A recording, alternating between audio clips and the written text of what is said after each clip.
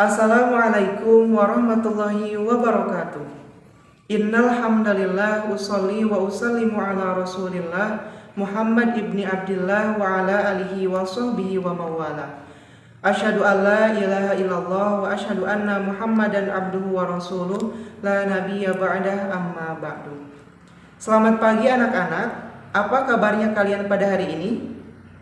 Alhamdulillah kalau keadaan kalian semua dalam keadaan baik-baik saja. Dan alhamdulillah wa syukurillah pada hari ini kita semua dapat berkumpul dalam keadaan sehat walafiat, tentunya untuk melaksanakan pembelajaran seperti biasanya dalam mata pelajaran fikih. Tetapi sebelum kita memulai pembelajaran pada hari ini, alangkah lebih baiknya kita mengawali pembelajaran pada hari ini dengan membacakan doa secara bersama-sama. Nah, untuk itu, untuk memimpin berjalannya doa tersebut, Bapak persilahkan kepada ketua kelas atau KM untuk dapat memimpinnya. Langsung saja Bapak persilahkan kepada KM untuk memimpin doa.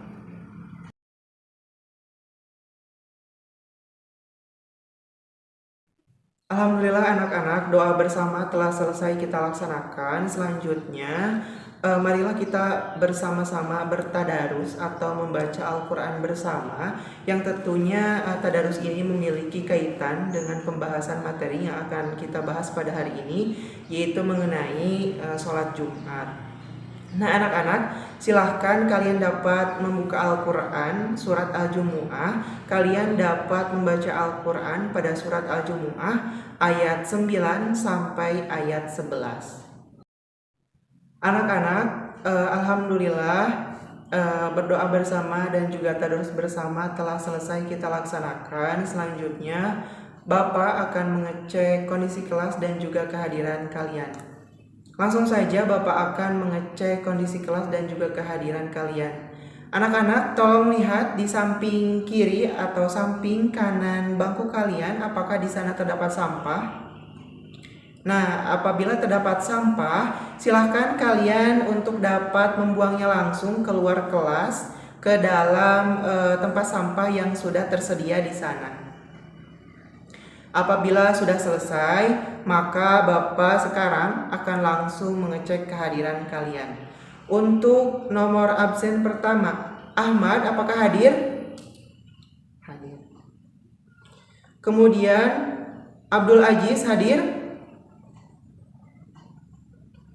Anissa? Azmi? Kemudian Farhan? Furkon? Oh, Furkon tidak hadir. Apakah ada suratnya? Oh, ini ya, suratnya, terima kasih. Kemudian Haris, Nadila, Nazwa, kemudian terakhir Rahmat. Nah, kehadiran telah selesai Bapak cek. Selanjutnya kita akan berlanjut ke penyampaian tujuan pembelajaran. Sedikit mengingatkan kembali bahwasanya pada hari ini kita akan membahas materi yang berkaitan tentang sholat Jumat. Namun judul besarnya yaitu kita akan membahas materi yang berjudul Meraih Hikmat dengan Mengagungkan Jumat.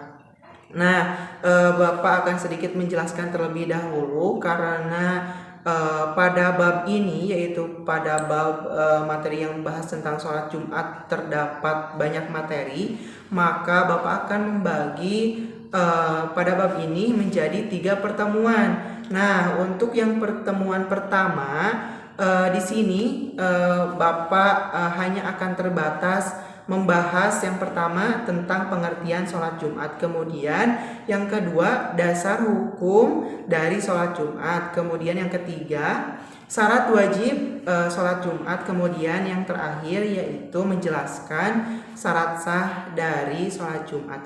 Adapun tujuan pembelajaran yang akan kita capai pada pertemuan pertama pada bab sholat Jumat ini yaitu 1, siswa dapat menjelaskan pengertian sholat Jumat. Nah, nanti kalian di dalam tujuan pembelajaran ini diharapkan dapat mampu gitu ya menyebutkan pengertian dari sholat Jumat. Kemudian tujuan pembelajaran yang kedua yaitu siswa dapat menunjukkan dasar hukum dari sholat Jumat. Kemudian tujuan pembelajaran yang ketiga yaitu siswa dapat menjelaskan syarat wajib sholat Jumat. Kemudian yang terakhir yaitu siswa dapat menjelaskan syarat sah dari sholat Jumat. Demi tercapainya tujuan pembelajaran tadi, maka pada pertemuan pertama pada bab tentang sholat Jumat ini Bapak akan menggunakan dua metode, yaitu yang pertama metode diskusi dan juga metode yang kedua yaitu metode tanya jawab. Ada penambahan satu metode, kemungkinan nanti di pertemuan 3 Bapak akan menggunakan metode demonstrasi, di mana di dalam metode demonstrasi ini kalian supaya dapat lebih jelas seperti itu ya, untuk dapat mempraktikkan secara langsung atau mendemonstrasikan secara langsung bagaimana sih pelaksanaan dari khutbah maupun pelaksanaan dari sholat Jumat itu sendiri. Anak-anak, baiklah, Bapak akan langsung memulai pembelajaran intinya, yaitu kita akan membahas materi yang berkaitan tentang pelaksanaan atau materi yang berkaitan tentang sholat Jumat. Nah, tapi sebelum itu Bapak akan sedikit mengulang pembelajaran pada minggu lalu yang telah selesai kita laksanakan. Nah, anak-anak, apakah kalian masih ingat pembelajaran pada minggu lalu itu kita membahas materi tentang apa? Ya, betul sekali, yaitu pada minggu lalu kita telah selesai membahas atau telah selesai belajar tentang materi yang berkaitan tentang zikir. Nah, Bapak akan langsung saja memulainya.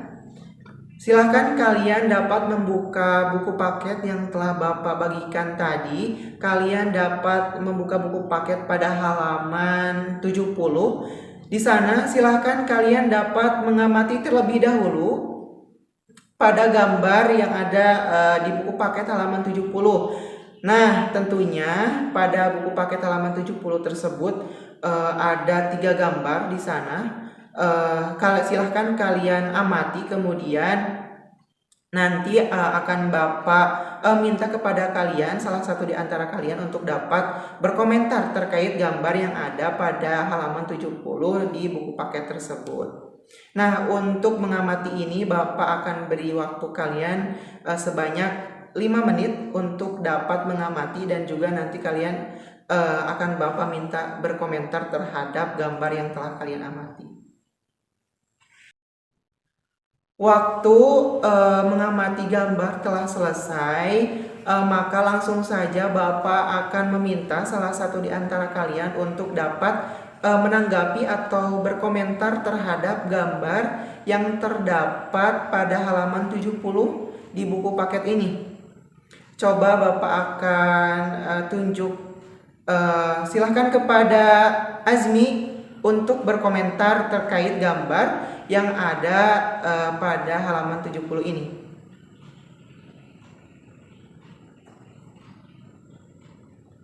Oh, bagus sekali ya komentarnya. Ayo anak-anak, kita berikan tepuk tangan kepada Azmi. Nah, benar sekali ya anak-anak semua. Jadi tadi apa yang telah disampaikan oleh Azmi itu sangat benar sekali. Pada halaman 70 di buku paket ini, di sana ada 3 gambar.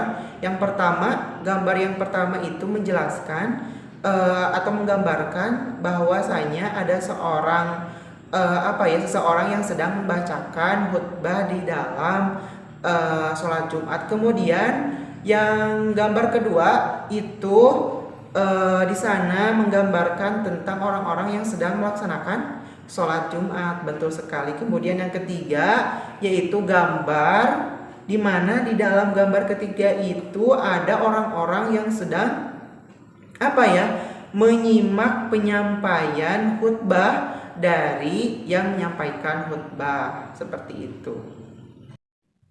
Baik anak-anak, langsung saja sekarang Bapak akan menjelaskan materi yang pertama, yaitu materi yang berkaitan tentang pengertian dan dasar hukum dari sholat Jumat. Dapat dijelaskan bahwasanya sholat Jumat adalah sholat yang wajib dikerjakan pada waktu zuhur di hari Jumat yang diawali dengan 2 khutbah.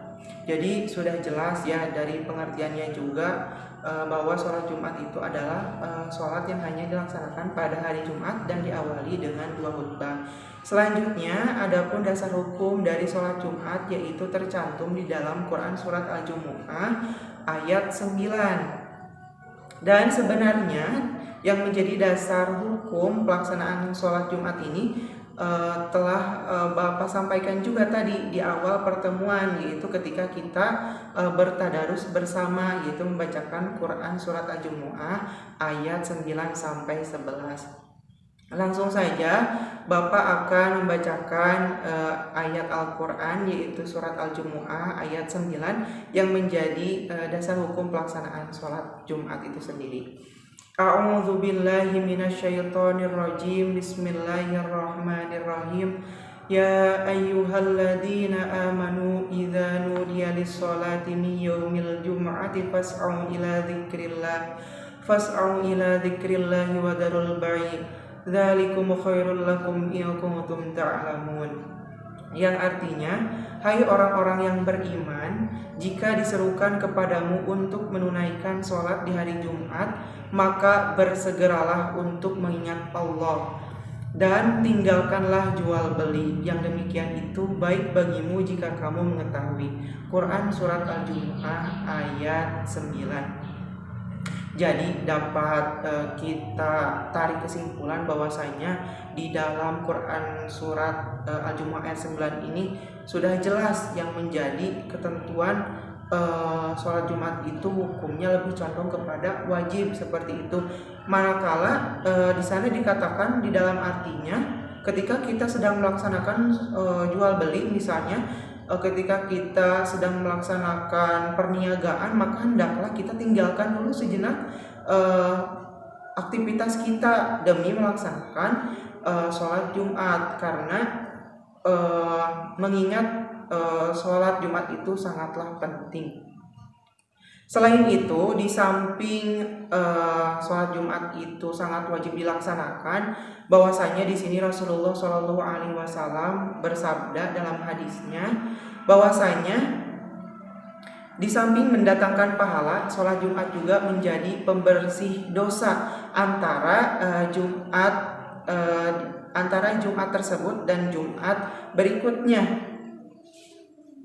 Nabi Shallallahu Alaihi Wasallam bersabda di dalam hadisnya yang artinya, barang siapa mandi kemudian mendatangi Jumatan lalu sholat sunnah yang ditakdirkan atau dimudahkan Allah Subhanahu Wa Taala baginya, serta diam sampai imam selesai dari khutbahnya dan sholat bersamanya, maka diampuni baginya antara Jumat itu hingga Jumat berikutnya ditambah 3 hari. Hadis riwayat Sahih Muslim. Jadi di dalam hadis ini bahwasanya sholat Jumat juga selain ayat Al-Quran yang menjelaskan dasar hukum pelaksanaan sholat Jumat, ada juga hadis yang diriwayatkan oleh Sahih Muslim bahwasanya sholat Jumat itu mendatangkan pahala. Jika kalian melaksanakan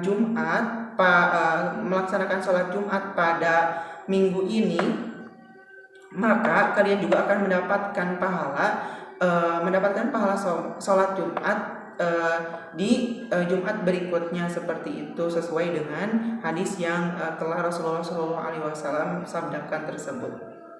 Kemudian ada satu hadis lagi yang menjelaskan bahwasanya melaksanakan sholat Jumat adalah syiar orang-orang sholih, sedangkan meninggalkannya adalah pertanda kefasikan dan kemunafikan yang mengantarkan pada kebinasaan.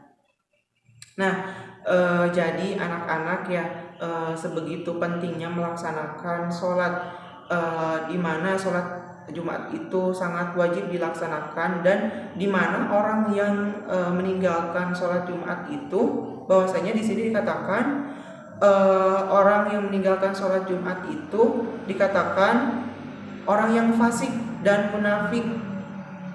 Sesuai dengan hadisnya, Rasulullah SAW telah bersabda, hendaknya orang-orang apabila berhenti meninggalkan sholat Jumat, atau kalau tidak Allah Subhanahu wa Ta'ala akan menutup hati-hati mereka, kemudian tentu mereka akan menjadi orang-orang yang lalai.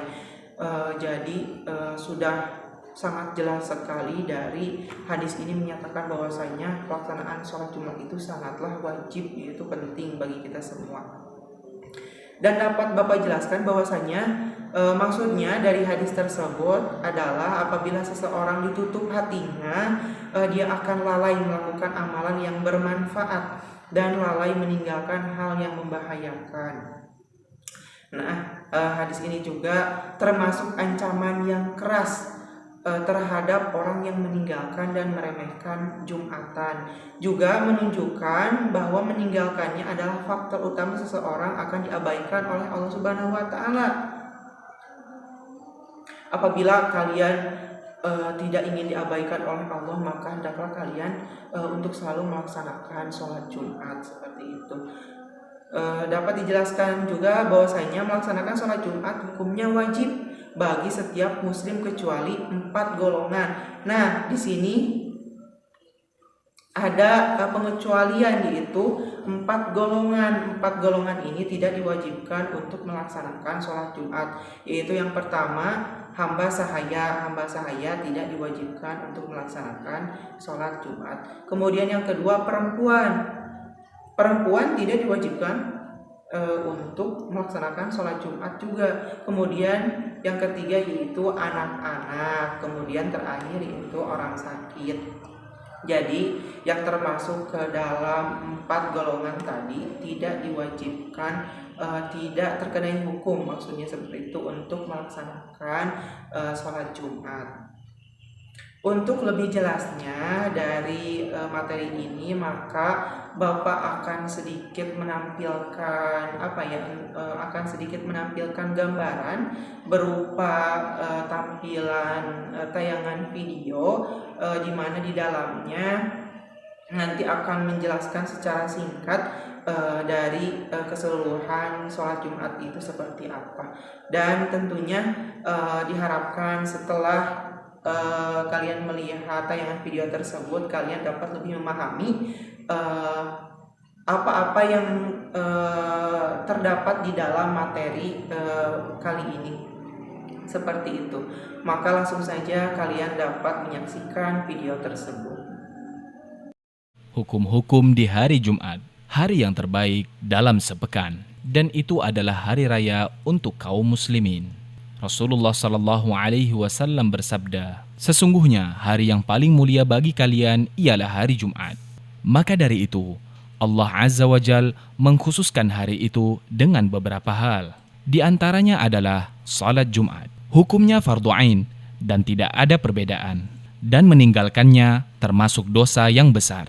Rasulullah Shallallahu Alaihi Wasallam bersabda, hendaklah suatu kaum berhenti dari meninggalkan salat Jumat, atau Allah Azza wa Jal akan mengunci hati mereka, maka mereka termasuk orang-orang yang merugi. Salat Jumat diwajibkan untuk kaum muslimin dengan beberapa syarat, yaitu berakal dan sudah baligh. Salat Jumat tidak diwajibkan bagi seorang anak, akan tetapi mereka diperintahkan salat saat berumur 7 tahun.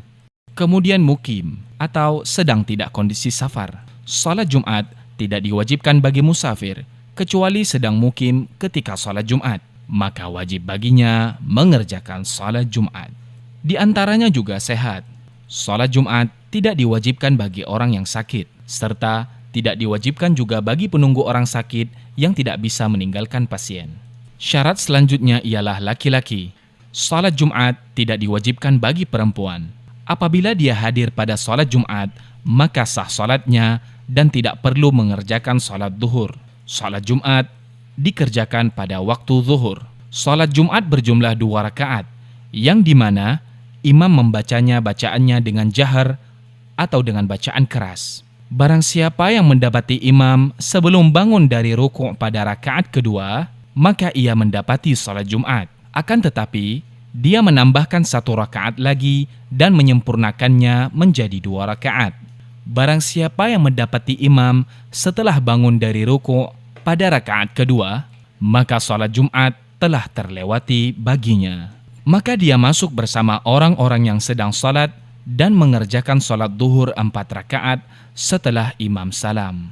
Barang siapa yang terlambat datang salat Jumat, maka janganlah ia melangkahi leher-leher atau pundak-pundak. Dia tidak boleh duduk hingga ia salat sunnah 2 rakaat, meskipun imam sedang berkhutbah. Barang siapa yang berkata pada temannya, "Diamlah," sedangkan imam sedang berkhutbah, maka dia sudah berbuat sia-sia dan juga kehilangan pahala di hari Jumat. Bersegeralah menuju salat Jumat. Jangan sekali-kali kegiatan menyibukkanmu dari mengerjakan salat Jumat, kemudian terlewatkan bagimu kebaikan yang besar. Allah Azza wa Jalla berfirman, "Wahai orang-orang yang beriman, apabila diseru untuk menunaikan salat Jumat, maka bersegeralah kamu kepada mengingat Allah dan tinggalkanlah jual beli. Yang demikian itu lebih baik bagimu jika kamu mengetahui." Untuk mengefisiensikan waktu, maka pada pertemuan kali ini tadi juga telah dijelaskan pada awal pertemuan bahwasanya Bapak akan menggunakan metode diskusi. Untuk itu sekarang Bapak akan membagi kalian semua ke dalam 2 kelompok besar untuk membahas materi yang berkaitan tentang syarat wajib sholat Jumat dan juga syarat sah dari sholat Jumat. Nah, untuk membagi kelompoknya, silahkan kalian dapat berhitung dari angka 1 sampai 2. Nanti kalian yang menyebut angka 1, kalian menjadi kelompok 1. Kemudian nanti kalian yang menyebutkan angka 2, kalian akan menjadi kelompok 2. Silahkan mulai dari Ahmad untuk berhitung.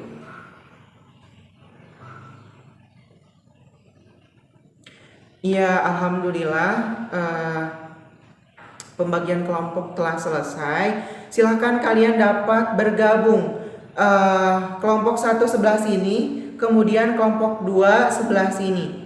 Nah, untuk pembagian materinya, untuk kelompok 1, Bapak berikan materi kalian untuk berdiskusi tentang syarat wajib dari sholat Jumat. Nah, kelompok 1 nanti kalian berdiskusi antar kelompok kalian ya di sana mengenai apa saja sih syarat wajib dari sholat Jumat itu sendiri. Kemudian kelompok 2 kalian berdiskusi tentang syarat sah dari sholat Jumat. Nah, dari itu silakan kelompok 2 kalian dapat berdiskusi apa saja sih yang menjadi syarat-syarat syarat sah dari sholat Jumat itu sendiri. Untuk diskusi ini Bapak berikan waktu sebanyak 20 menit kepada kalian untuk mendiskusikan materi tersebut. Anak-anak, waktu berdiskusi telah habis, maka dari itu Bapak akan langsung meminta kepada masing-masing kelompok untuk dapat mempresentasikan atau menjelaskan hasil diskusi kalian tentang materi syarat wajib sholat Jumat dan juga syarat syah dari sholat Jumat. Silakan untuk yang pertama kepada kelompok 1, kalian dapat mempresentasikan hasil diskusi kalian tentang syarat wajib sholat Jumat. Silakan kepada perwakilan kelompok 1 dapat maju ke depan kelas untuk menjelaskan. Iya, dipersilakan.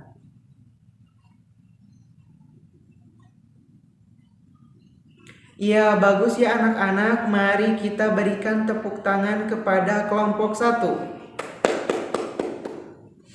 Selanjutnya, Bapak persilahkan kepada kelompok 2 untuk mempresentasikan hasil diskusi kalian terkait syarat syah dari sholat Jumat. Ya, silahkan perwakilannya maju ke depan kelas.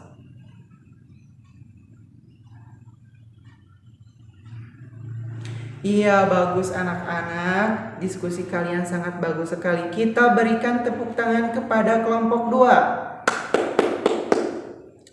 Nah, Bapak akan sedikit menambahkan ya anak-anak.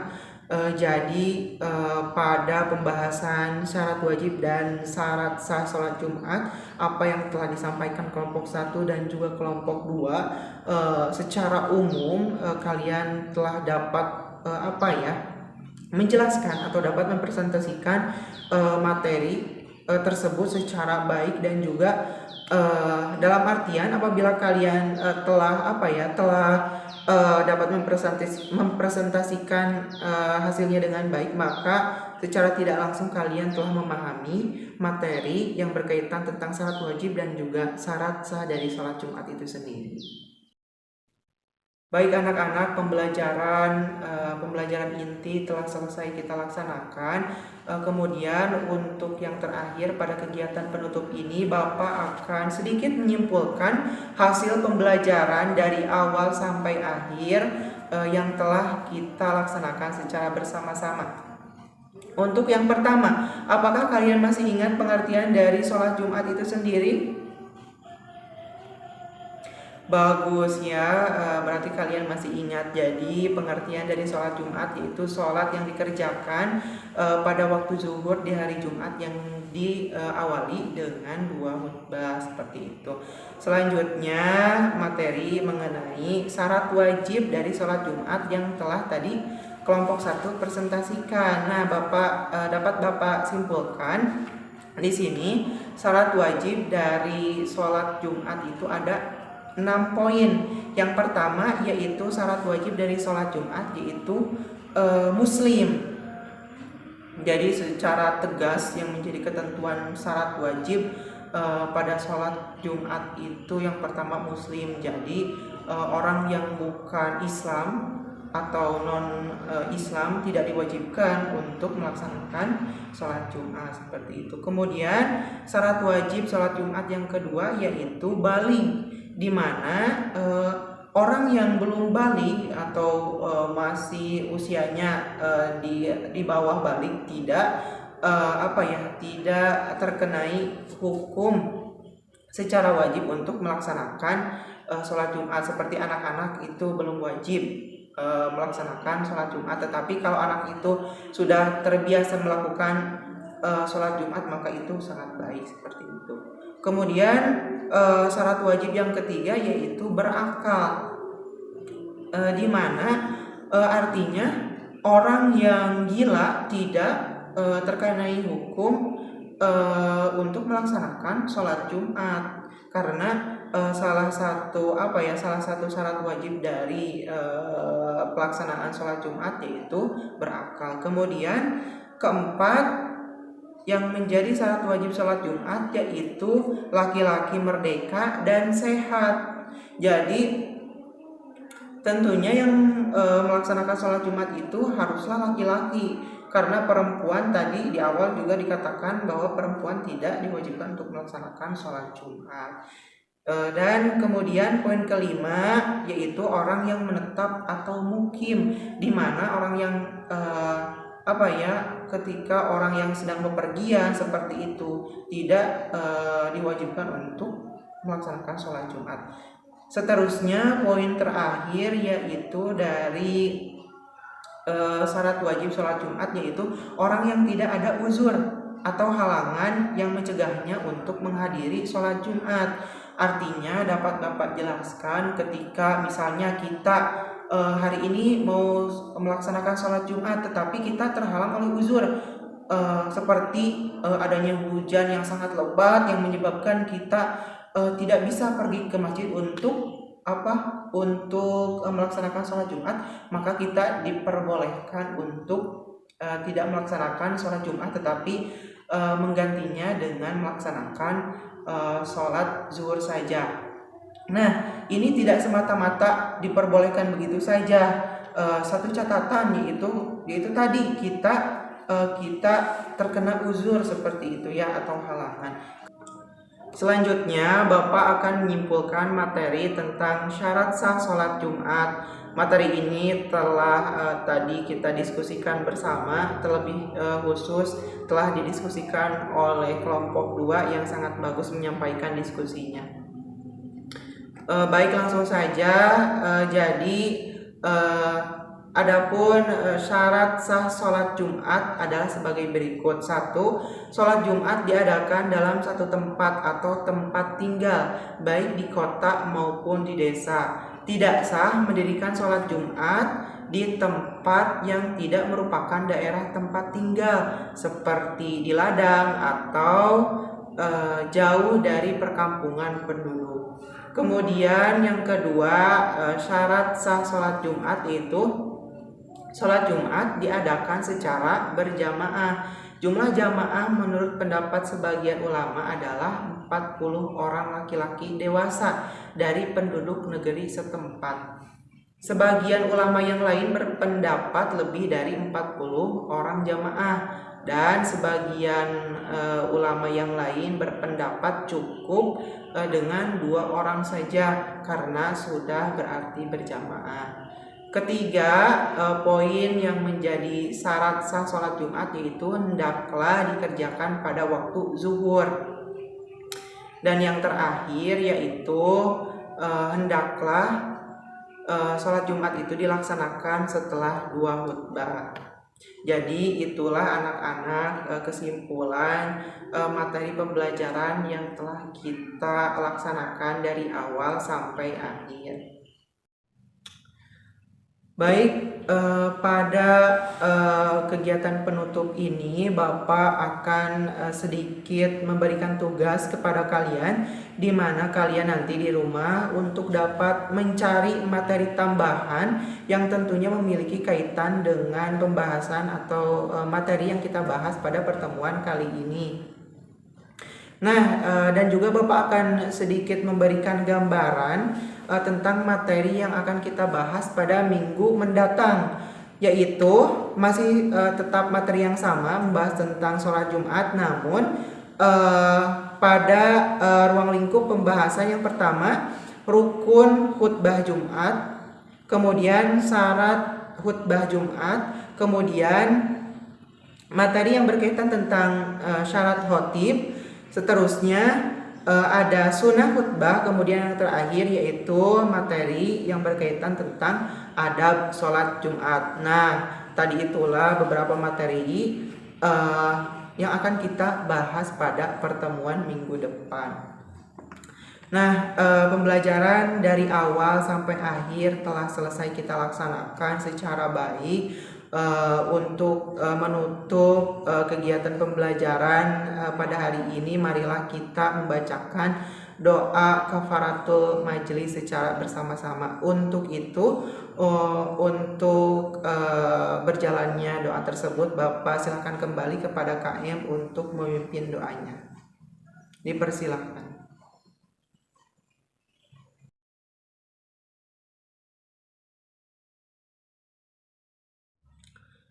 Alhamdulillah, doa bersama telah selesai kita laksanakan.